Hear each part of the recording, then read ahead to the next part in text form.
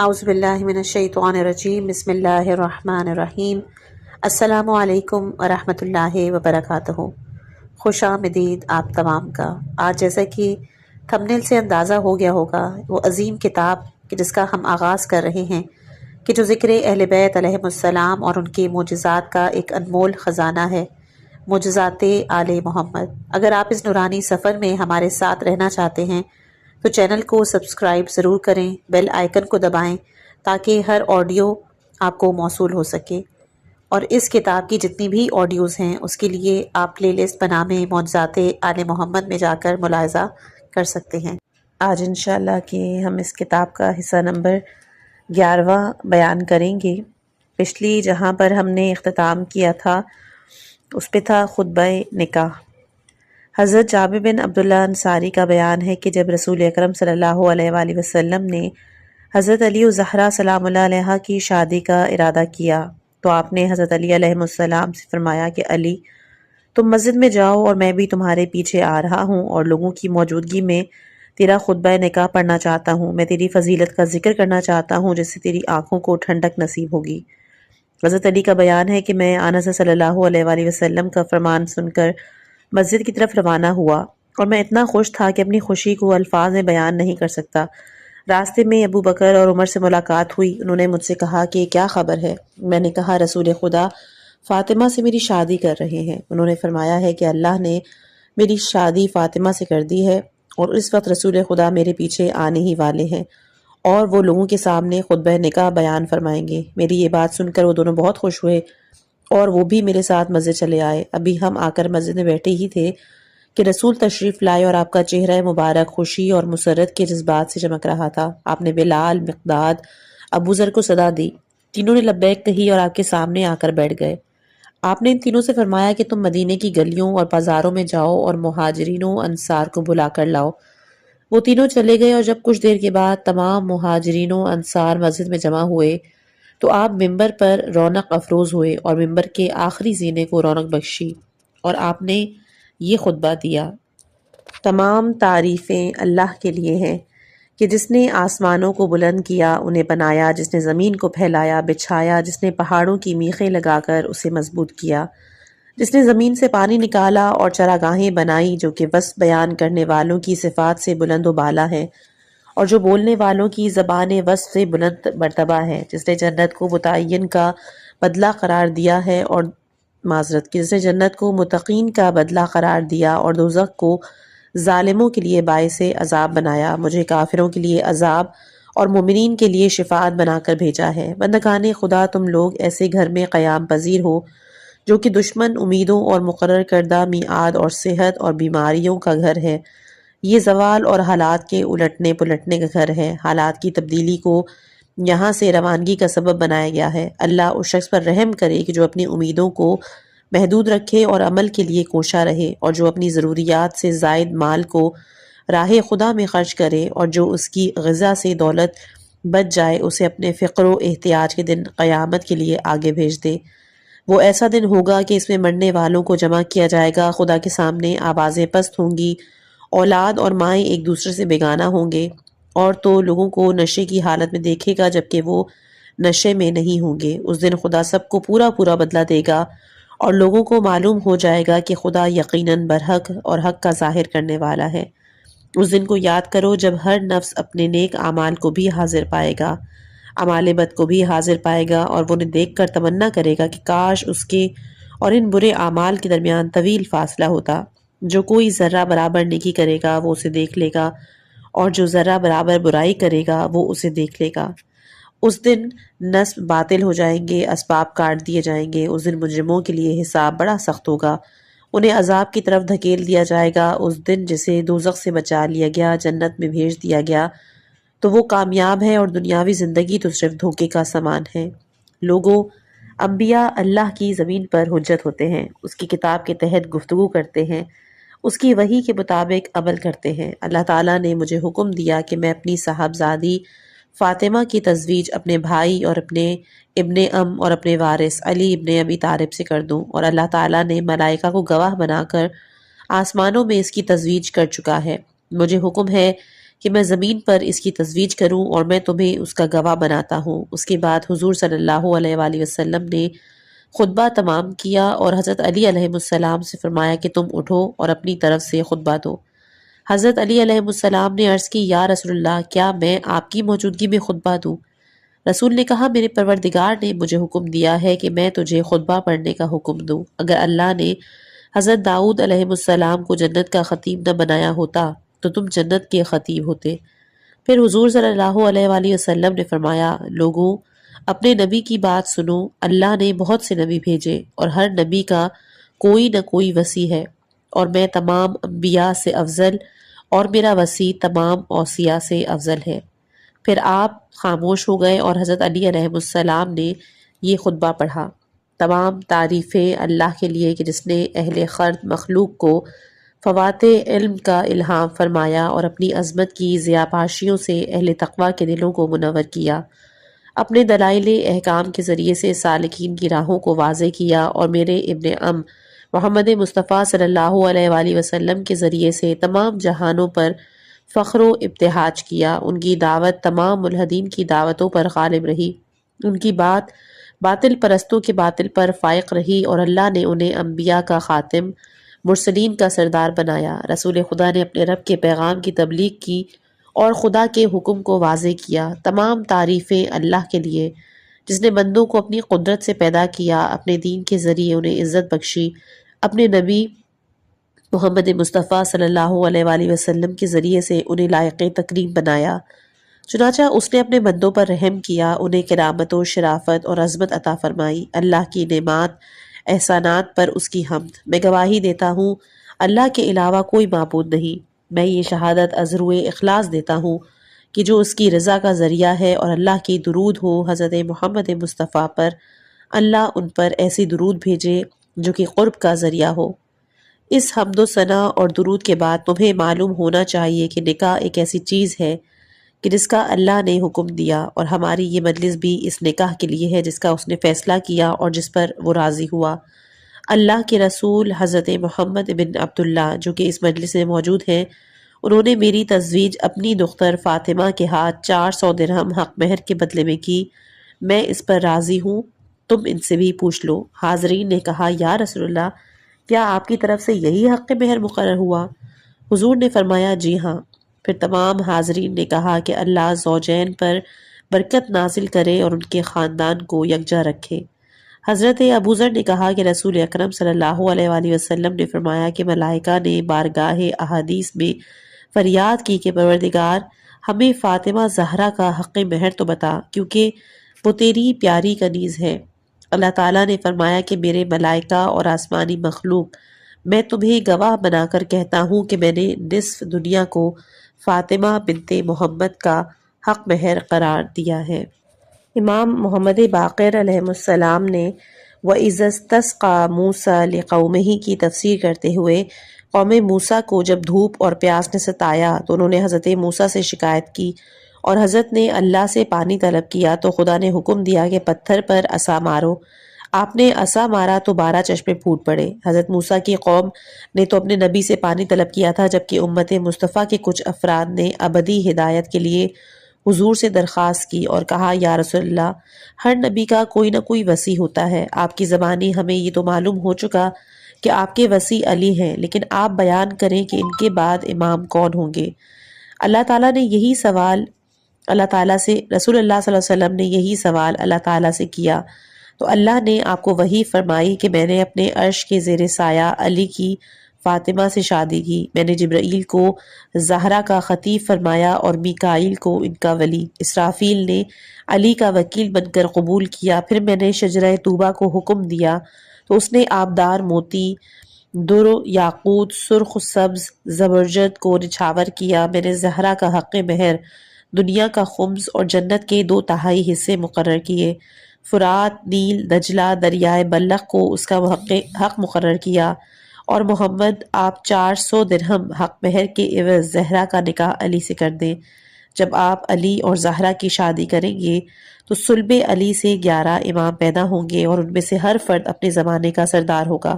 آسمانی اور زمینی نکاح میں 40 دنوں کا فاصلہ تھا۔ امام موسیٰ کاظم علیہ السلام نے فرمایا کہ ایک دن رسول تشریف فرما تھے کہ آپ کی خدمت میں ایک فرشتہ نازل ہوا جس کے 24 منہ تھے۔ رسول نے کہا جبرائیل، میں نے اس سے قبل تو تجھے اس روپ میں نہیں دیکھا۔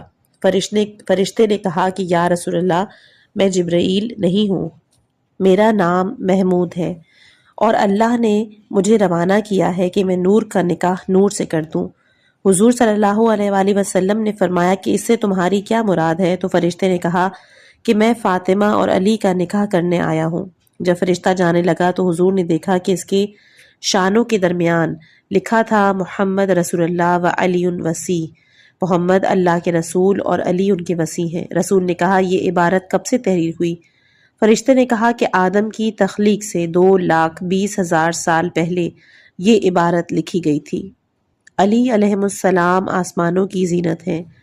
ابن باویہ نے اپنی اسناد سے سلمہ بن قیس سے نقل کی، اس نے کہا کہ حضرت رسول خدا صلی اللہ علیہ وآلہ وسلم نے فرمایا علی کا نور ساتویں آسمان پر یوں چمکتا ہے جیسے کہ دن کے وقت سورج زمین پر چمکتا ہے۔ علی کا نور آسمان دنیا پر یوں چمکتا ہے جیسے کہ رات کے وقت زمین پر چاند چمکتا ہے۔ اللہ نے علی کو فضیلت کا اتنا حصہ عطا کیا ہے کہ اگر اسے تمام اہل زمین پر بھی تقسیم کیا جائے تو سب کے لیے کافی ثابت ہوگا۔ اللہ نے علی کو فہم کا اتنا حصہ دیا کہ اگر اسے اہل زمین پر تقسیم کیا جائے تو سب کے لیے کافی ثابت ہوگا۔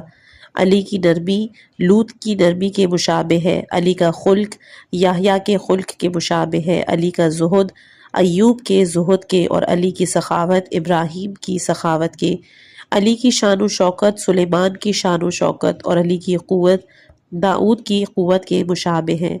علی کا نام جنت کے تمام حجابات پر لکھا ہوا ہے۔ میرے پروردگار نے مجھے اس کی بشارت دی اور میں نے اسے بشارت دی۔ علی حضرت حق کے ہاں لائق حمد ہے، ملائکہ کے ہاں علی لائق تعریف۔ علی میرا خاص، میرا چنا ہوا، میرا چراغ، میری ڈھال، میرا رفیق ہے۔ اللہ نے اس کے ذریعے سے مجھے مانوس کیا۔ میں نے اپنے رب سے درخواست کی کہ اسے مجھ سے پہلے دنیا سے نہ اٹھائے، اور میں نے علی کے لیے بارگاہ احادیث میں شہادت کا سوال کیا۔ جب میں شب معراج جنت میں گیا تو علی کی حوروں کو دیکھا جن کی تعداد درخت کے پتوں سے بھی زیادہ تھی۔ علی کے محلات کی اتنی تعداد جتنی کہ انسانوں کی ہے۔ علی مجھ سے ہے، میں علی سے ہوں۔ جس نے اس سے دوستی کی اس نے مجھ سے دوستی کی۔ علی کی محبت نعمت اور اس کی اتباع فضیلت ہے۔ یہی ملائکہ کا دین ہے، اور صالح جن علی کو گھیرے رہتے ہیں۔ میرے بعد زمین پر کوئی شخص ایسا نہیں چلا کہ جو خدا کی نظر میں علی سے زیادہ محترم اور مکرم ہو۔ علی تلاخو جلد باز نہیں، اور وہ فساد اور اناد سے مبرہ ہیں۔ زمین نے علی کو اپنی پشت پر اٹھایا تو اسے عزت ملی۔ میرے بعد کسی ماں نے ایسے بچے کو جنم نہیں دیا کہ جو علی سے زیادہ مکرم ہو۔ علی نے جہاں بھی قدم رکھا تو وہ زمین بابرکت بن گئی۔ اللہ نے اس پر حکمت نازل کی اور اسے فہم کی ندا پہنائی۔ ملائکہ اس کے پاس بیٹھتے ہیں۔ اگر میرے بعد کسی کی طرف وحی نازل ہوتی تو یقیناً علی پر بھی وحی نازل ہوتی۔ اللہ نے اس کو محافل کی زینت بنایا، لشکروں کو اس کے ذریعے سے احترام دیا۔ علی کے وسیلے سے زمین کو سرسبزی ملی، لشکروں کو عزت ملی۔ علی بیت اللہ الحرام کی مانند جس کی زیارت کو لوگ جاتے ہیں، وہ کسی کی زیارت کے لیے نہیں جاتا۔ علی کی مثال روشن چاند کی سی ہے، جب وہ طلوع ہوتا ہے تو تاریکیاں چھٹ جاتی ہیں۔ اس کی مثال سورج کی سی ہے، جب وہ چمکتا ہے تو تاریکی کافور ہو جاتی ہے۔ اللہ نے اپنی کتاب میں اس کی وصف بیان کی ہے، آیات میں مدح کی ہے۔ علی کے آثار کو اللہ نے بیان کیا۔ اللہ نے علی کی منازل کو خوبصورت بنایا۔ وہ پوری زندگی محترم ہے اور شہادت کی موت پانے والا ہے۔ حضرت کا نام در جنت پر مرقوم ہے۔ ابو الحسن الفقی بن شازان لکھتے ہیں کہ حضرت رسول خدا صلی اللہ علیہ وآلہ وسلم نے فرمایا، میں جنت میں داخل ہوا تو اس کے دروازے پر نور سے یہ سطریں تحریر تھیں: اللہ کے علاوہ کوئی معبود نہیں، محمد اللہ کے رسول ہیں، علی اللہ کے ولی، فاطمہ اللہ کی کنیز، حسن و حسین خدا کے منتخب کردہ، ان کے محبوں پر اللہ کی رحمت اور ان سے بغض رکھنے والوں پر اللہ کی لعنت ہے۔ ابن شہر آشوب فضائل عسکری احمد سمعانی خوارزمی اور امالی قمی کے حوالے سے نقل کرتے ہیں کہ جابر نے کہا کہ رسول خدا صلی اللہ علیہ وآلہ وسلم نے فرمایا، جنت کے دروازے پر آسمان و زمین کی تخلیق سے 2000 قبل یہ جملے تحریر کیے۔ اللہ کے علاوہ کوئی معبود نہیں، محمد اللہ کے رسول اور علی رسول کے بھائی ہیں۔ جنت و دوزخ کے دروازوں پر کیا لکھا ہوا ہے؟ ابن شہر آشوب نے خصائص الویہ کے حوالے سے لکھا کہ رسول خدا صلی اللہ علیہ وآلہ وسلم نے فرمایا، شب معراج میں نے جنت اور دوزخ کو دیکھا۔ میں نے جنت کی تمام نعمات کو ملاحظہ کیا، دوزخ کے تمام عذابوں کو بھی دیکھا۔ جب میں جنت اور دوزخ کا نظارہ کر چکا تو جبرائیل امین نے مجھ سے کہا، کیا آپ نے جنت اور دوزخ کے دروازوں پر لکھی ہوئی عبارتیں پڑھی تھیں؟ میں نے نفی میں جواب دیا تو جبرائیل نے کہا کہ جنت کے 8 دروازے ہیں اور ہر دروازے پر ایک ایسی عبارت تحریر ہے جو کہ دنیا اور مافیہ سے بہتر ہے۔ دوزخ کے 7 دروازے ہیں اور ہر دروازے پر نہایت قیمتی باتیں لکھی ہوئی ہیں۔ میں نے کہا تم میرے ساتھ آؤ تاکہ میں ان عبارات کو پڑھ سکوں۔ جبرائیل میرے ساتھ دوبارہ آئے۔ میں نے آغاز جنت کے دروازوں سے کیا۔ پہلے دروازے پر لکھا تھا لا الہ الا اللہ محمد رسول اللہ علی ولی اللہ۔ ہر چیز کا ہیلہ ہوتا ہے اور دنیا میں اچھی زندگی بسر کرنے کے لیے 4 چیزوں کی ضرورت ہے: قناعت، ترک کینہ، ترک حسد، نیک لوگوں سے نشست و برخاست۔ دوسرے دروازے پر لکھا تھا لا الہ الا اللہ محمد الرسول اللہ علی ولی اللہ۔ ہر چیز کے حاصل کرنے کا کوئی نہ کوئی ہیلہ اور وسیلہ ہوتا ہے۔ آخرت کی خوشی حاصل کرنے کے لیے 4 چیزوں کی ضرورت ہے: پہلا اظہار شفقت، یتیموں کے سر پر ہاتھ پھیرنا۔ دوسرا بیوگان پر شفقت کرنا۔ تیسرا مسلمانوں کی حاجات کے لیے تگ و دو کرنا۔ اور چوتھا فقراء اور مساکین کی خبرگیری کرنا۔ تیسرے دروازے پر لکھا تھا لا الہ الا اللہ محمد رسول اللہ علی ولی اللہ۔ ہر چیز کے حاصل کرنے کا کوئی نہ کوئی ہیلہ اور وسیلہ ہوتا ہے اور دنیا میں صحت کے حصول کے لیے 4 چیزوں کی ضرورت ہے: پہلا کم بولنا، دوسرا کم سونا، تیسرا کم چلنا، چوتھا کم کھانا۔ چوتھے دروازے پر لکھا تھا لا الہ الا اللہ محمد رسول اللہ علی ولی اللہ۔ جو بھی خدا اور روز آخرت پر ایمان رکھتا ہے اسے اپنی مہمان کی عزت کرنی چاہیے۔ جو کوئی اللہ اور روز آخرت پر ایمان رکھتا ہے اپنے والدین سے بھلائی کرنی چاہیے، اور جو کوئی بھی اللہ اور روز آخرت پر ایمان رکھتا ہے اسے اچھی بات کرنی چاہیے یا خاموش رہنا چاہیے۔ 5ویں دروازے پر لکھا تھا لا الہ الا اللہ محمد رسول اللہ علی ولی اللہ۔ جو چاہتا ہے کہ اس کی تذلیل نہ ہو تو وہ دوسرے کی تذلیل نہ کرے۔ جو چاہتا ہے کہ گالیاں نہ کھائے تو دوسروں کو گالیاں نہ دے۔ جو چاہتا ہے کہ اس پر ظلم نہ کیا جائے تو وہ دوسروں پر ظلم نہ کرے۔ اور جو کوئی مضبوط ترین رسی کو پکڑنے کا خواہش مند ہو تو اسے لا الہ الا اللہ محمد رسول اللہ اور علی ولی اللہ پڑھنا چاہیے۔ جو چاہتا ہو کہ اس کی قبر فراغ ہو تو وہ مساجد تعمیر کرے۔ جو چاہتا ہو کہ اسے قبر میں کیڑے نہ کھائیں اور اس کا جسم بوسیدہ نہ ہو تو وہ مساجد میں فرش بچھائے۔ اور جو چاہتا ہو کہ اس کی قبر صاف ستھری رہے تو وہ مساجد میں جھاڑو دے۔ اور جو چاہتا ہو کہ اپنا مقام جنت میں دیکھے تو زیادہ وقت مساجد میں بسر کرے۔ معذرت، یہاں پر مس پرنٹنگ ہے۔ یہ جہاں سے لا الہ الا اللہ شروع ہو رہا ہے یہاں سے 6 دروازے پر جو لکھا ہے وہ یہ تمام چیزیں تھیں۔ اس کے بعد ہے 7ویں دروازے پر جو لکھا ہے وہ ہے لا الہ الا اللہ محمد رسول اللہ علی ولی اللہ کے دل کی نورانیت 4 باتوں میں مضمر ہے: مریضوں کی عیادت، جنازوں کی مشایعت، مردوں کے لیے کفن خریدنا اور قرض واپس کرنا۔ 8ویں دروازے پر لکھا ہے لا الہ الا اللہ محمد رسول اللہ علی ولی اللہ۔ جو جنت کے 8 دروازوں میں سے داخل ہونے کا خواہش مند ہو تو ان 4 باتوں پر عمل کرے: صدقہ، سخاوت، حسن اخلاق، بندگان خدا کو اذیت نہ دینا۔ پھر میں اور جبرائیل امین دوزخ کے دروازوں پر گئے تو دوزخ کے پہلے دروازے پر یہ 3 جملے تحریر تھے: جس نے اللہ سے امید رکھی اس نے سعادت پائی، جس نے خدا کا خوف رکھا اسے امن و اطمینان نصیب ہوا، اور وہ شخص ہلاک ہونے والا ہے، وہ سخت دھوکے میں ہے کہ جو غیر اللہ سے امید وابستہ کرتا ہے یا اس سے ڈرتا ہے۔ دوسرے دروازے پر لکھا تھا شرابی کے لیے ہلاکت ہے، جھوٹی گواہی دینے والے کے لیے ہلاکت ہے، والدین کے نافرمان کے لیے ہلاکت ہے۔ تیسرے دروازے پر لکھا تھا کہ جو آخرت میں عریاں نہیں ہونا چاہتا تو اسے چاہیے کہ بے لباس افراد کو لباس پہنائے، جو قیامت کے دن بھوکا رہنا نہیں چاہتا اسے چاہیے کہ دنیا میں بھوکے افراد کو کھانا کھلائے، اور جو آخرت میں پیاسا نہیں رہنا چاہتا وہ دنیا میں پیاسوں کو پانی پلائے۔ چوتھے دروازے پر لکھا تھا، اللہ اسے ذلیل کرے کہ جو اسلام کی توہین کرے، اللہ اسے ذلیل کرے کہ جو اہل بیت پر ظلم کرے، اور اللہ اسے ذلیل کرے کہ جو ظالمین کے ظلم میں ان کی مدد کرے۔ پانچویں دروازے پر لکھا تھا، خواہشات۔ تیسرا، ظالموں کا مددگار نہ بننا، کیونکہ جنت ظالموں کے لیے پیدا نہیں کی گئی۔ چھٹے دروازے پر لکھا تھا، پہلا، محاسبے سے قبل اپنا محاسبہ خود کر لو۔ دوسرا، کسی اور کی ڈانٹ سے قبل اپنے نفوس کو خود ڈانٹو۔ اور تیسرا کہ خدا کے سامنے حاضر ہونے سے قبل اس سے دعائیں مانگ لو، اور جب تم حاضر ہو گئے تو پھر تمہیں دعاؤں کا موقع نہیں ملے گا۔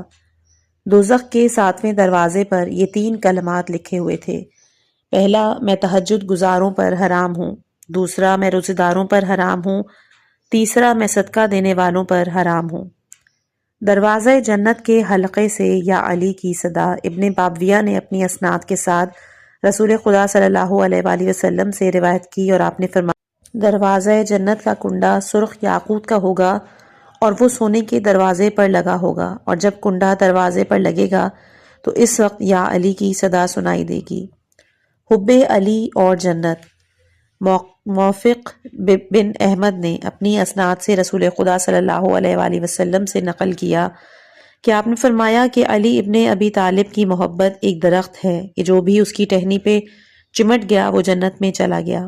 برسی نے اپنی اسناد کے ساتھ سلمان فارسی سے نقل کیا، انہوں نے کہا کہ ہم رسول اکرم صلی اللہ علیہ وآلہ وسلم کی خدمت میں بیٹھے تھے کہ ایک اعرابی آیا اور اس نے ہم پر سلام کیا، ہم نے جواب دیا۔ اس کے بعد اس نے کہا کہ تم میں بدر کامل، تاریکیوں کا چراغ محمد رسول اللہ کون ہے؟ اور کیا چمکدار چہرے والے تو محمد نہیں ہے؟ ہم نے اس سے کہا جی ہاں، یہی شخصیت ہی حضرت محمد مصطفیٰ صلی اللہ علیہ وآلہ وسلم ہے۔ پھر ہم نے اس سے بیٹھنے کے لیے کہا تو وہ بیٹھا۔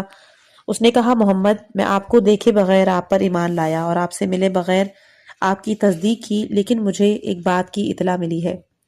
حضور نے کہا کہ تمہیں میرے متعلق کیا اطلاع ملی؟ اس نے کہا کہ آپ نے خدا کی توحید اور اپنی رسالت کے اقرار کی ہمیں دعوت دی، ہم نے اسے قبول کیا۔ آپ نے نماز، روزہ، زکوٰۃ، حج، جہاد کی ہمیں دعوت دی، ہم نے قبول کیا، مگر آپ نے اس پر اکتفا نہ کیا، آپ نے ہمیں اپنے ابن علی کی ولایت اور اس کی محبت کی دعوت دی۔ اب آپ یہ بتائیں کہ اس فریضے کے بانی آپ خود ہیں یا آسمان سے اللہ نے اتارا ہے؟ نبی صلی اللہ علیہ وآلہ وسلم نے فرمایا، علی کی ولایت و محبت کو اللہ نے اہل آسمان اور زمین پر فرض کیا۔ اعرابی نے کہا کہ میں سمع اور طاعت کرتا ہوں، میں تسلیم کرتا ہوں کہ یہ ہمارے رب کی طرف سے حق ہے۔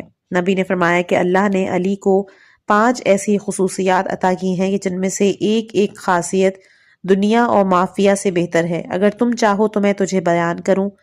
اعرابی نے کہا جی یا رسول اللہ۔ حضور نے فرمایا کہ جنگ بدر کے روز جبرائیل امین مجھ پر نازل ہوئے، مجھ سے کہا کہ اللہ تعالیٰ آپ کو درود و سلام کہتا ہے اور فرماتا ہے، محمد، میں نے اپنی ذات کی قسم کھا کر یہ فیصلہ کیا کہ میں علی کی محبت کی طرف اس کے دل میں الہام کروں گا کہ جو میرا پیارا ہوگا، چنانچہ میں جس سے محبت کرتا ہوں اس کے دل میں علی کی محبت ڈال دیتا ہوں، اور جس سے بغض رکھتا ہوں اس کے دل میں علی کی دشمنی ڈال دیتا ہوں۔ پھر آپ نے فرمایا کہ اعرابی، کیا تجھے دوسری فضیلت سے آگاہ نہ کروں؟ اعرابی نے عرض کی کیوں نہیں، ضرور بیان کریں۔ آن حضرت صلی اللہ علیہ وآلہ وسلم نے فرمایا، جنگ احد میں جب میں اپنے چچا حمزہ کو دفن کر چکا، اس وقت جبرائیل امین مجھ پر نازل ہوئے، مجھ سے کہا کہ اللہ آپ کو سلام کہنے کے بعد فرما رہا ہے، میں نے نماز فرض کی ہے لیکن سفر میں اسے قصر کیا ہے، میں نے روزہ فرض کیا ہے اور مسافر کو اس میں چھوٹ دی ہے، میں نے حج فرض کی ہے لیکن جسے استطاعت حاصل نہ ہو اس پر حج معاف کر دی، میں نے زکوٰۃ فرض کی لیکن مفلس کو معاف نہیں کیا، میں نے علی ابن ابی طالب کی محبت کو اہل آسمان اور زمین پر فرض کیا اور اس میں کسی کو کسی طرح کی بھی رعایت نہیں دی۔ پھر حضور صلی اللہ علیہ وآلہ وسلم نے کہا کہ اعرابی، تیسری فضیلت تمہیں سناؤں؟ اس نے کہا جی ہاں یا رسول اللہ۔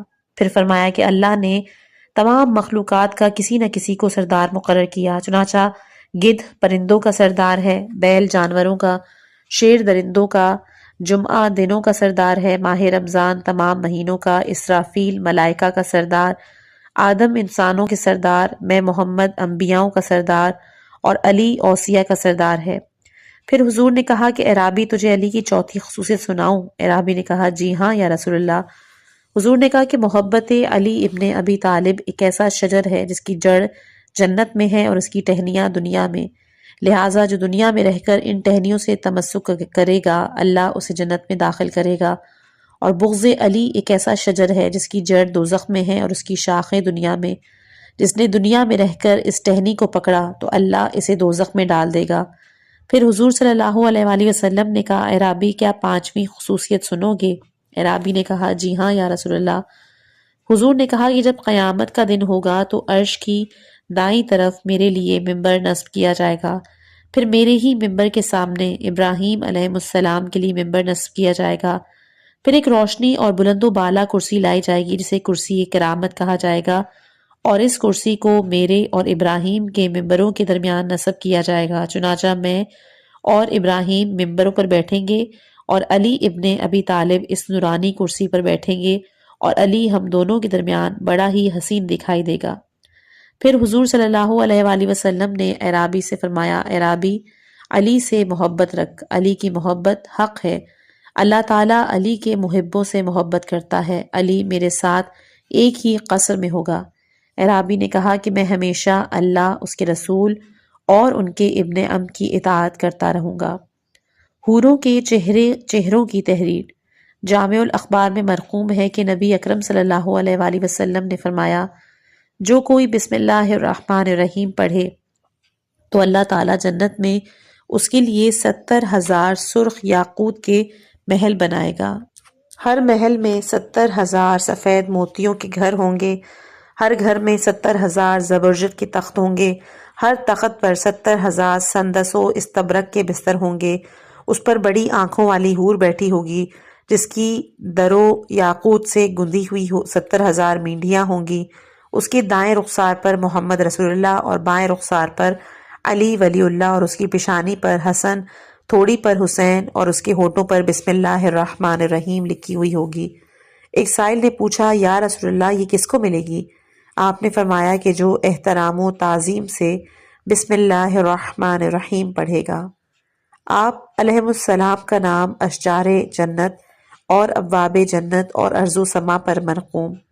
ابو مخنف نے اپنی اسناد سے جابر بن عبداللہ انصاری سے روایت کی، اس نے کہا کہ میں نے رسول خدا صلی اللہ علیہ وآلہ وسلم سے علی کی ولادت کے متعلق سوال کیا تو آپ نے فرمایا جابر تو نے کائنات کے افضل مولود کے متعلق سوال کیا، تجھے معلوم ہونا چاہیے کہ جب اللہ نے کائنات کی تمام اشیاء سے قبل مجھے اور علی کو پیدا کرنا چاہا تو اس نے ایک عظیم الشان در بنایا جو کہ دنیا سے 10 گنا بڑا تھا، پھر اللہ نے ہمیں اس میں بطور ودیت رکھا، ہم اس میں 1,00,000 برس تک خدا کی تسبیح اور تقدیس کرتے رہے، پھر جب اللہ نے موجودات کی تخلیق کا ارادہ کیا تو اس نے نگاہ تکوین کے ساتھ اس در کی طرف دیکھا جو شگافتہ ہوا اور 2 حصوں میں تقسیم ہو گیا، اللہ نے مجھے اس نصف میں رکھا جو نبوت پر مشتمل تھا اور علی کو اس نصف میں رکھا کہ جو امامت پر مشتمل تھا، پھر اللہ تعالیٰ نے اس سے 100 سمندر پیدا کیے جن میں سے کچھ سمندروں کے نام یہ ہیں: بحر علم، بحر کرم، بحر سخا، بحر رضا، بحر شفقت، بحر فضیلت، بحر فیاضی، بحر شجاعت، بحر حیبت، بحر قدرت، بحر عظمت، بحر جبروت، بحر کبریات، بحر ملکوت، بحر جلال، بحر نور، بحر الف، بحر عزت، بحر کرامت، بحر لطف، بحر حکم، بحر مغفرت، بحر نبوت اور بحر ولایت۔ ہم نے ہر سمندر میں 7,000 سال قیام کیا، پھر اللہ تعالیٰ نے قلم کو پیدا کیا اور اس سے فرمایا لکھ۔ اس نے کہا پروردگار میں کیا لکھوں؟ اللہ نے فرمایا تو میری توحید لکھ۔ یہ سن کر قلم پورے 10,000 سال تک مدہوش ہو گیا، پھر اسے ہوش آیا اور اس نے کہا کیا لکھوں؟ اللہ نے کہا لکھو لا الہ الا اللہ محمد رسول اللہ علی ولی اللہ۔ جب قلم یہ کلمات لکھ چکا تو اس نے کہا پروردگار یہ کون ہے جن کے نام تو نے اپنے نام کے ساتھ لکھوائے؟ اللہ نے کہا اے قلم محمد میرا نبی میرے انبیاء کا خاتم، اور علی میرا ولی اور بندوں پر میرا خلیفہ اور حجت ہے۔ مجھے اپنی عزت و جلال کی قسم، اگر یہ دو نہ ہوتے تو میں نہ تو تجھے پیدا کرتا نہ ہی لوح محفوظ کو پیدا کرتا۔ پھر اللہ نے فرمایا لکھو۔ قلم نے کہا پروردگار کیا لکھوں؟ اللہ نے فرمایا میرے اوصاف، میرے اسماء لکھ۔ حکم پروردگار سے قلم نے لکھنا شروع کیا، پورے 1000 سال تک لکھتا رہا، اور پھر اللہ تعالیٰ میرے نور سے آسمانوں، زمین، جنت، نار، کوثر، صراط، عرش، کرسی، حجابات اور بادلوں کو پیدا کیا۔ اللہ تعالیٰ نے علی ابن ابی طالب کے نور سے سورج، چاند، ستاروں کو پیدا کیا، اور یہ سب کچھ آدم کی تخلیق سے 2000 سال پہلے پیدا کیا۔ پھر اللہ تعالیٰ نے قلم کو حکم دیا کہ وہ اشجار جنت کے ہر پتے اور جنت کے تمام دروازوں اور آسمان، زمین، پہاڑ، درختوں پر لا الہ الا اللہ محمد رسول اللہ علی ولی اللہ لکھے، اور اس کے بعد اللہ تعالیٰ نے میرے اور علی ابن ابی طالب کے نور کو حکم دیا کہ وہ ترتیب وار حجاب عظمت، حجاب عزت، حجاب ہیبت، حجاب کبریا، حجاب رحمت، حجاب منزلت، حجاب رفعت، حجاب سعادت، حجاب نبوت، حجاب ولایت اور حجاب شفاعت میں جائیں، اور ان نوروں نے ہر ایک حجاب میں 2000 سال قیام کیا۔ پھر آن حضرت صلی اللہ علیہ وآلہ وسلم نے فرمایا کہ جابر، تمہیں معلوم ہونا چاہیے کہ اللہ نے مجھے اپنے نور سے پیدا کیا، علی کو میرے نور سے پیدا کیا، ہم سب کے سب ایک ہی نور سے ہیں۔ اللہ نے جب ہمیں پیدا کیا تو اس وقت نہ تو آسمان تھا، نہ زمین، نہ شمس و قمر، نہ ہی ظلمت و ضیاء کا وجود، اور جب ہم پیدا ہوئے تو اس وقت بر و بحر اور ہوا کا کہیں نام و نشان نہ تھا۔ پھر اللہ تعالیٰ نے اپنی تسبیح خود بیان کی۔ اس تسبیح کو سن کر ہم نے تسبیح کی، اور اللہ نے اپنی خود تقدیس کی۔ ہم نے اس تقدیس کو سن کر اس کی تقدیس بیان کی۔ اللہ نے میری تسبیح سے آسمانوں اور زمینوں کو پیدا کیا، علی کی تسبیح سے ملائکہ کو پیدا کیا۔ ملائکہ قیامت تک جو بھی تسبیح کریں گے اس کا ثواب علی اور اس کے شیعوں کے لیے ہوگا۔ جب اللہ تعالیٰ نے آدم میں روح پھونکی تو فرمایا کہ اگر اس دار دنیا میں مجھے اپنے 2 بندے پیدا کرنے مقصود نہ ہوتے تو میں تجھے پیدا نہ کرتا۔ آدم نے عرض کی پروردگار، کیا وہ دونوں میری نسل سے ہی ہوں گے؟ اللہ نے کہا جی ہاں، اپنا سر بلند کر اور دیکھ۔ آدم نے سر اٹھایا تو ساق عرش پر لکھا ہوا تھا کہ اللہ کے علاوہ کوئی معبود نہیں، محمد اللہ کے رسول، نبی رحمت ہے، اور علی حجت قائم کرنے والا ہے۔ جس نے ان دونوں کو پہچانا وہ پاک و طاہر بنا، اور جس نے انہیں نہ پہچانا تو وہ ملعون ٹھہرا اور ناکام ہوا۔ جب اللہ تعالیٰ نے حضرت آدم علیہ السلام کو پیدا کیا اور اس میں اپنی روح پھونکی تو اس نے اپنے حبیب، نبی اور اپنے ولی کے نور کو صلب آدم میں منتقل کیا۔ میں نے دائیں طرف قرار پکڑا، علی نے بائیں طرف قرار پکڑا۔ ہماری وجہ سے ملائکہ صفیں بنا کر آدم کے پیچھے چلتے تھے۔ آدم نے اللہ سے پوچھا کہ ملائکہ میرے پیچھے پیچھے کیوں چلتے ہیں؟ تو اللہ نے کہا کہ وہ اس لیے تیرے پیچھے چلتے ہیں کہ تیری صلب میں محمد ابن عبداللہ اور علی ابن ابی طالب ہیں۔ اگر وہ 2 نہ ہوتے تو میں افلاک کو پیدا نہ کرتا۔ آدم کو اپنی پشت سے ہماری تسبیح اور تقدیس کی صدائیں سنائی دیتی تھیں۔ آدم نے کہا خدایا ان نوروں کو میرے آگے قرار دے تاکہ ان کی وجہ سے ملائکہ روبرو ہو کر مجھ سے ملاقات کریں۔ اللہ تعالیٰ نے ہمارے نور کو اس کی پشت سے اس کی پیشانی میں منتقل کیا، اور اس کے بعد ملائکہ صفیں بنا کر آدم کے سامنے آتے تھے۔ آدم نے اللہ سے درخواست کی کہ ان نوروں کو کسی ایسی جگہ منتقل کر کہ جہاں میں بھی ان کی زیارت کر سکوں۔ تو اللہ تعالیٰ نے مجھے انگشت سبابہ اور علی کو درمیانی انگلی، فاطمہ کو اس کے ساتھ والی انگلی، حسن کو چھنگلیا اور حسین کو نور کے انگوٹھے میں منتقل کیا۔ بعد ازاں اللہ تعالیٰ نے فرشتوں کو سجدہ آدم کا حکم دیا۔ تمام ملائکہ نے ہمارے انوار کا احترام کرتے ہوئے اسے سجدہ کیا تو آدم اس سے متعجب ہوا۔ اس نے عرش کی جانب سر اٹھایا تو اللہ نے اس کی نگاہ سے پردے ہٹا دیے اور اسے نور دکھائی دیا۔ آدم نے کہا میرے آقا و مولا پروردگار، یہ کیسا نور ہے؟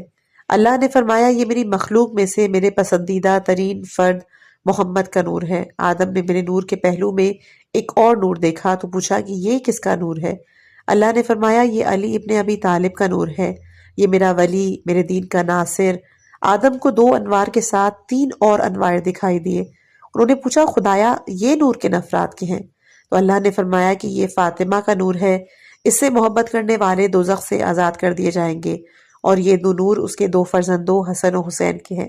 آدم نے کہا خدایا مجھے ان کے گرد 9 افراد اور دکھائی دیتے ہیں جنہوں نے ان انوار کو گھیرا ہوا ہے، وہ کون ہیں؟ تو اللہ نے فرمایا وہ علی ابن الحسین، محمد ابن علی، جعفر ابن محمد، موسیٰ ابن جعفر، علی ابن موسیٰ، محمد ابن علی، علی ابن محمد، حسن ابن علی اور حجت القائم المہدی علیہ السلام ہیں۔ آدم نے کہا خدایا تو نے مجھے ان کا تعارف کرایا، انہیں میری نسل میں سے بنانا، اور علمہ آدم الاسماء کلہا کا یہ مفہوم ہے۔ علی امیر المومنین علیہ السلام کہاں کہاں لکھا ہے؟ طبرسی نے احتجاج میں لکھا کہ قاسم بن معاویہ کا بیان ہے کہ میں نے امام جعفر صادق علیہ السلام سے عرض کی کہ مولا، لوگ معراج کے متعلق ایک روایت کرتے ہیں کہ جب آپ تشریف لے گئے تو آپ نے عرش پر لا الہ الا اللہ محمد رسول اللہ ابو بکر الصدیق کے کلمات لکھے ہوئے دیکھے۔ یہ سن کر امام جعفر صادق علیہ السلام نے فرمایا کہ سبحان اللہ، ان لوگوں نے ہر چیز تبدیل کر دی، یہاں تک کہ انہوں نے اس بات کو بھی بدل دیا۔ میں نے کہا جی ہاں۔ امام نے کہا کہ جب اللہ نے عرش کو پیدا کیا تو اس پر لا الہ الا اللہ محمد رسول اللہ علی امیر المومنین تحریر کیا۔ پھر جب اللہ نے پانی کو پیدا کیا تو اس کی لہروں پر لا الہ الا اللہ محمد رسول اللہ علی امیر المومنین تحریر کیا۔ جب اللہ نے کرسی کو پیدا کیا اس کے پایوں پر تحریر کیا لا الہ الا اللہ محمد رسول اللہ علی امیر المومنین۔ جب اللہ نے لوح کو پیدا کیا، جب اللہ نے اسرافیل کو پیدا کیا اس کی پیشانی پہ یہ لکھا، جب اللہ نے جبرائیل کو پیدا کیا تو اس کے دونوں پروں پہ یہی لکھا، جب اللہ نے آسمان بنائے تو اس کی اطراف پر یہی لکھا، جب اللہ نے زمینوں کو پیدا کیا تو ان کے اطباق پر یہی لکھا، جب اللہ نے پہاڑ بنائے تو ان کی چوٹیوں پر یہی لکھا، جب اللہ نے سورج بنایا تو اس پر بھی یہی لکھا، جب اللہ نے چاند پیدا کیا تو لکھا لا الہ الا اللہ محمد رسول اللہ علی امیر المومنین۔ چاند میں تمہیں جو سیاہی دکھائی دیتی ہے وہ اسی تحریر کی ہے۔ جب بھی تم میں سے کوئی لا الہ الا اللہ محمد رسول اللہ پڑھے تو اسے علی امیر المومنین کہنا چاہیے۔ حضرت علی علیہ السلام کی حقیقی معرفت۔ شرف الدین نجفی نے اپنی کتاب میں ابو الحسن علی ابن محمد مؤلف کتاب الواحدہ کے حوالے سے اس کی اسناد کے ساتھ ابو ذر غفاری سے نقل کیا۔ انہوں نے کہا کہ ایک دن میں ام المومنین ام سلمہ کے گھر میں حضور صلی اللہ علیہ وآلہ وسلم کے ساتھ بیٹھا تھا۔ آپ مجھ سے باتیں کر رہے تھے اور میں سننے مصروف تھا کہ اتنے میں علی اندر آئے۔ انہیں دیکھ کر آپ کا چہرہ خوشی سے کھل اٹھا۔ آپ نے سینے سے لگایا، آنکھوں کے درمیان بوسہ دیا، پھر میری طرف متوجہ ہوئے اور کہا کہ ابو ذر، کیا تم اس آنے والے کی حقیقت معرفت رکھتے ہو؟ میں نے کہا یا رسول اللہ، یہ آپ کے بھائی ابن فاطمہ بطول کے شوہر، جوانان جنت کے سردار حسن و حسین کے والد محترم ہیں۔ رسول نے کہا ابو ذر، یہ روشن امام، اللہ کا طویل ترین نیزہ، اللہ کا سب سے بڑا دروازہ ہے، جسے خدا کی ضرورت ہو وہ اس دروازے پر آئے۔ ابو ذر، یہ عدل خداوندی کا منصف، حریم الہی کا محافظ، اللہ کے دین کا ناصر، بندوں پر اللہ کی حجت، اللہ نے جس امت میں نبی بھیجا تو اس امت پر علی کے ذریعے سے حجت قائم کی۔ ابو ذر، عرش کے ارکان میں سے ہر رکن پر 70,000 فرشتے رہتے ہیں کہ جو تسبیح اور عبادت کے بجائے علی اور اس کے شیعوں کے حق میں دعا کرتے ہیں، علی کے دشمنوں کو بد دعا دیتے ہیں۔ ابو ذر، اگر علی نہ ہوتا تو حق باطل سے جدا نہ ہوتا اور مومن اور کافر کی تمیز نہ ہوتی، اللہ کی عبادت نہ ہوتی، کیونکہ علی ہی وہ فرد ہے کہ جس نے مشرکین کے سروں پر ضربیں چلائیں یہاں تک کہ انہوں نے اسلام قبول کیا اور اللہ کی عبادت کی۔ اگر ایسا نہ ہوتا تو نہ ثواب ہوتا نہ عذاب ہوتا۔ اس کے لیے خدا کے سامنے کوئی چیز رکاوٹ نہیں ہے، اسے خدا کے سامنے کوئی حجاب محجوب نہیں، علی خود ہی حجاب اور ستر ہے۔ پھر آن حضرت صلی اللہ علیہ وآلہ وسلم نے یہ آیت تلاوت کی، سورہ شعراء کی آیت نمبر 31۔ اس نے تمہارے لیے دین میں وہی راستہ مقرر کیا ہے جس کی نصیحت نوح کو کی ہے اور جس کی وحی پیغمبر تمہاری طرف بھی کی ہے اور جس کی نصیحت ابراہیم، موسیٰ، عیسیٰ کو بھی کی ہے کہ دین کو قائم کرو اور اس میں تفرقہ نہ ہونے پائے۔ مشرکین کو وہ بات سخت گراں گزری کہ جس کی تم انہیں دعوت دے رہے ہو۔ اللہ جس کو چاہتا ہے اپنی بارگاہ کے لیے چن لیتا ہے۔ اور جو اس کی طرف رجوع کرتا ہے اسے ہدایت دے دیتا ہے۔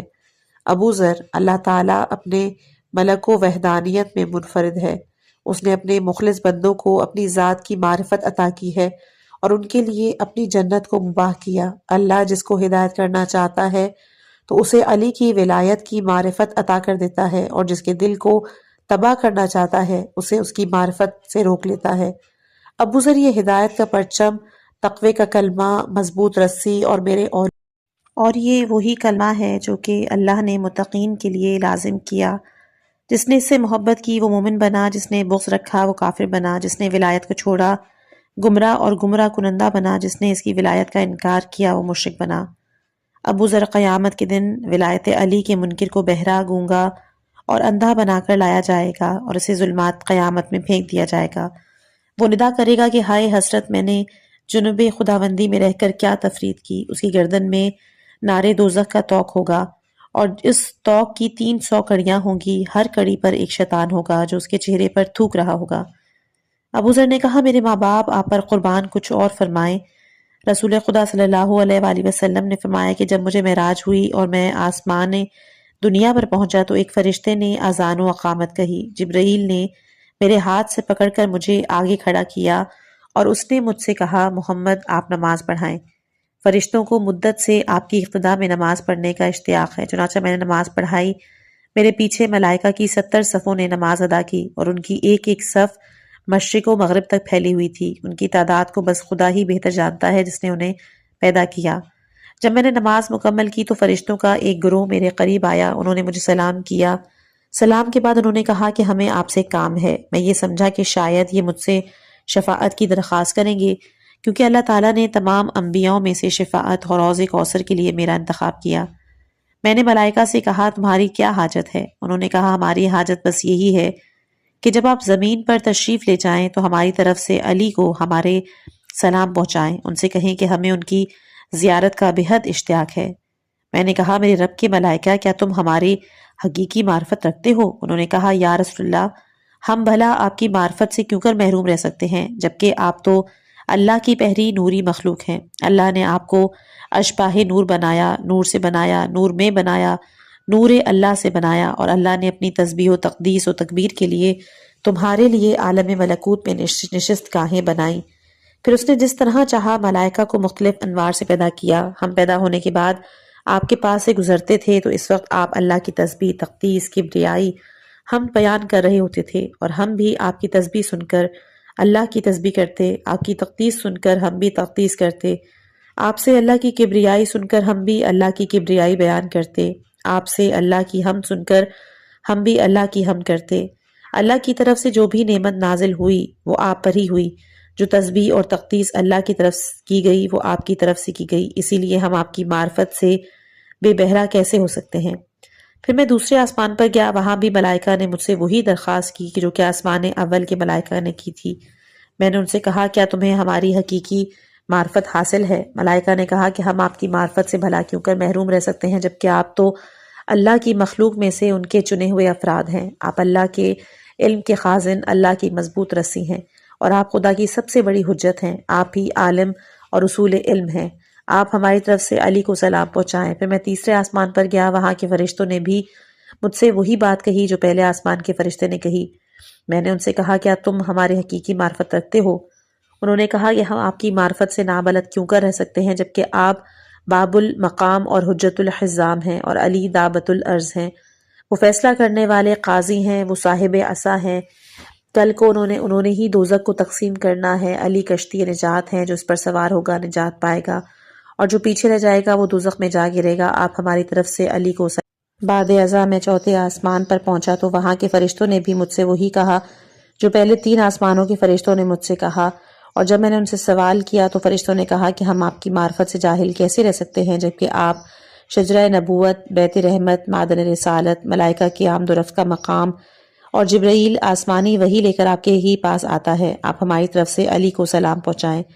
پھر میں 5ویں آسمان پر گیا تو وہاں کے فرشتوں نے بھی مجھ سے وہی کہا جو اس سے پہلے فرشتے کہہ چکے تھے، اور میرے سوال میں انہوں نے جواب دیا کہ ہم آپ کی معرفت سے غافل کیسے رہ سکتے ہیں، جبکہ صبح شام ہمارا گزر عرش سے ہوتا ہے، اور وہاں لکھا ہوتا ہے کہ اللہ کے علاوہ کوئی معبود نہیں۔ محمد اللہ کا رسول اور میں نے اس کی تائید علی ابن ابی طالب سے کرائی۔ علی کا نام پڑھ کر ہم سمجھ گئے کہ علی اولیاء اللہ میں سے ایک ولی ہے، لہٰذا ہماری طرف سے انہیں سلام پہنچائیں۔ پھر میں چھٹے آسمان پر گیا تو وہاں کے فرشتوں نے بھی مجھ سے وہی کچھ کہا کہ جو دوسرے مجھ سے کہہ چکے تھے۔ میں نے ان سے کہا کیا تمہیں ہماری حقیقی معرفت ہے؟ انہوں نے جواب میں کہا ہم بھلا آپ کو کیسے نہ پہچانیں جبکہ اللہ تعالیٰ نے جنت الفردوس کو پیدا کیا، اس کے دروازے پر ایک درخت ہے اور اس درخت کے ہر پتے پر نور کے پتے نور سے یہ جملے لکھے ہوئے ہیں کہ اللہ کے علاوہ کوئی معبود نہیں، محمد اللہ کا رسول، علی اللہ کی مضبوط اور مستحکم رسی ہے، علی تمام مخلوقات پر خدا کی آنکھ ہے، آپ ہماری طرف سے انہیں سلام پہنچائیں۔ اسی طرح 7ویں آسمان پر بھی جب گیا تو انہوں نے بھی وہی کہا۔ میں نے وہاں کے ملائکہ کو یہ کہتے ہوئے سنا کہ تمام تعریفیں اللہ کے لیے ہیں جس سے ہم اپنا وعدہ پورا کیا۔ میں نے کہا کہ اللہ نے تم سے کیا وعدہ کیا؟ تو ملائکہ نے کہا کہ جب اللہ نے آپ کو اشباہی نور بنایا اور ہمارے سامنے آپ کی ولایت پیش کی گئی تو ہم نے اسے قبول کیا۔ ہم نے اللہ سے درخواست کی تھی کہ وہ ہمیں آپ دونوں کی زیارت نصیب کرائے۔ آپ کے متعلق اللہ نے ہم سے وعدہ کیا تھا اور تمہیں اسی آسمان پر محمد کی زیارت کراؤں گا، چنانچہ آج اللہ نے وعدہ پورا کیا اور ہم نے اللہ سے درخواست کی کہ وہ ہمیں علی کی زیارت کرائے۔ اللہ نے علی کی شکل و صورت رکھنے والا ایک فرشتہ پیدا کیا، اسے عرش کی دائیں طرف سونے کی ایک تخت پہ بٹھایا جو کہ در و جواہر سے مرصع ہے اور اس کے اوپر سفید شفاف قسم کا قبہ ہے کہ جہاں سے اندر کی ہر چیز دکھائی دیتی ہے۔ اس قبے کے نیچے کوئی ستون نہیں۔ اس قبے کو اللہ نے اپنی قدرت سے قائم کیا، چنانچہ ہمیں جب بھی علی کی زیارت کا اشتیاق ہوتا ہے تو ہم شکل علی فرشتے کی زیارت کرتے ہیں۔ آپ ہماری طرف سے علی کو سلام پہنچائیں۔ اس کے بعد اللہ تعالیٰ نے شب معراج علی کے لہجے میں جو کلام کی وہ انشاءاللہ کہ کل ہماری آنے والی اگلی آڈیو میں۔ امید ہے کہ آج کا یہ حصہ آپ کے ایمان میں اضافے کا باعث بنا ہوگا۔ آخر میں دعا ہے کہ باری تعالیٰ ہمیں اہل بیت اطہار علیہم السلام کی سچی محبت، ان کے نقش قدم پر چلنے کی توفیق عطا فرمائے۔ پروردگار ہماری تمام جائز مقاصد میں ہمیں کامیابی عطا کر، ہماری پریشانیوں کو دور فرما، ہمیں اپنے حفظ و امان میں رکھ، آمین یا رب العالمین۔ والسلام علیکم ورحمۃ اللہ وبرکاتہ۔